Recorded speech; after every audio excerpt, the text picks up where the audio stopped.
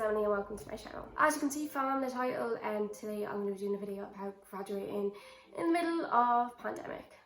Not fun, would not recommend.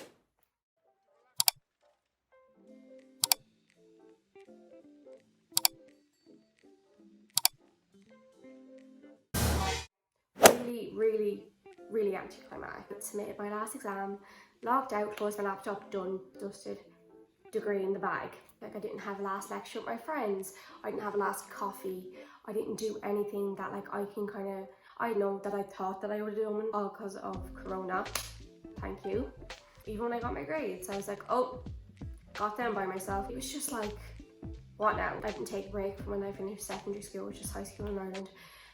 And I just went straight to college and I'm finished, and now I don't even know what to do with myself because my whole entire life has been structured with a routine that's been around school and education and college, and now it's just not. And then I'm in the midst of a pandemic where I can't really do things. So it's just shite.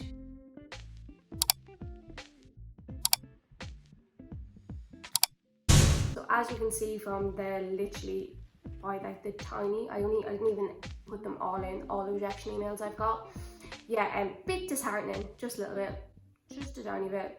Wasn't expecting it. I knew that I was going to be rejected by things that I wasn't going to get in places, and I was like, I did a CV workshop in college. I mean, no, I got really disheartened, I really did. I took it kind of personal, which you shouldn't, because at the end of the day they don't even know who you are. That's what the interview process is, especially when you only get like, we don't think you're a good match, or we're not going any further with your application, or we're looking at other candidates.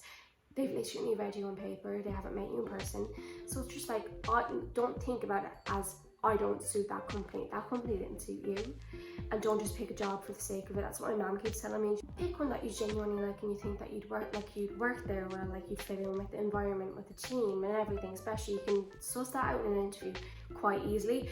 I know it's very say that, I haven't even had an interview, so don't take my word, I'm going off my mammy. Don't take it personally when they don't take your application.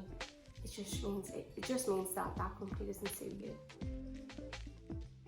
Why am I not there yet? That was my train of thought every time I went on LinkedIn, every time I scrolled through Instagram. Why are they there and I'm not? Like, the comparison is absolutely crazy. Like, I just kept on comparing myself. It's like this person, that person, people I didn't even know. It was like one of the people that I am in connection with on LinkedIn, they got a 1-1, and I'm like, why aren't I there? Why did they get that? It's like every person moves at their own pace, and you really need to remember that, because like I was so bad for it. I'd be like, why aren't I there? Or they got a job and I'm like, I got higher grades than them. Like, Emily, get off your high horse, calm down there now. For me, every time I went on Instagram, it was like people like, oh, I just got my master's, just got accepted to my master's, do my master's in this, and I'm like, I didn't even apply. What did I do wrong? Nothing. I did nothing wrong. I don't know, and I feel like it was even more blown up on social media, because like right now is like when people have been going away on their holidays, so it would have been like just holidays stories, but now it's like job interviews, and I'm on my second round job interview, and I got into my master's, and I'm like, but I'm in my bedroom. Just think that everyone moves at their own pace, and if you're just a little bit slower, it doesn't mean anything. Choose your character. So this is probably the one positive about it. It's like you've unlocked a new level, you're actually properly in control. It's the first time where you've been really an adult. Like, I picked my college course at 17. Did I really have a clue back then? No. Was I lucky and picked one that I liked? Yes. But yeah, it's like the first time I feel properly in control, and that's a little bit scary and overwhelming, because I'm like, I still feel 16, not 22. Should I actually be in control of my life? But you should, and it's fun, it's exciting, and also scary. Also, another thing that I really am trying to embrace and enjoy is I have so much time to do things that I probably wouldn't have focused on, because like college had really just consumed me. So I'm trying to like working on more on my Etsy shop. I met this little like Taylor Swift one, and that's inspired by All Too Well and like the lyrics, and I'll insert more photos of like the prints that I do. I actually started with the Etsy shop, which is called Artema Various. I make bookmarks as well. This is what kind of kicked me off, because I also love reading.